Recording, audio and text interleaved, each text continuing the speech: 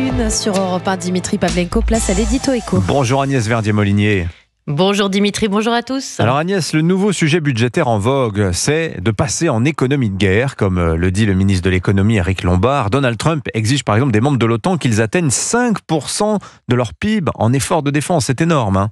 Et oui Dimitri, et les 5% de dépenses en défense par rapport à la richesse nationale française, eh bien on y était dans les années 1960. À l'époque, la dépense sociale de la France était de 14%.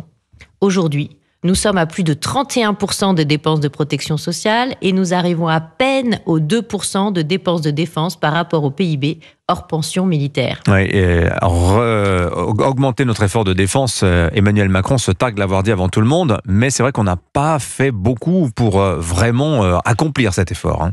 Nous avons toujours aujourd'hui une dépense de défense à 50 milliards en 2025, soit presque le même montant que le coût pour distribuer la protection sociale en France qui est de 47 milliards. Maintenant, le président de la République parle d'aller à 3,5% de la richesse nationale en défense, ce qui demanderait de doubler en milliards les dépenses militaires pour arriver à plus de 100 milliards d'euros. Sauf que ce sont toujours les investissements en équipement de défense qui sont les variables d'ajustement budgétaire. Je vous donne un exemple. Entre 2009 et 2020, les investissements militaires votés au Parlement ont représenté 170 milliards d'euros.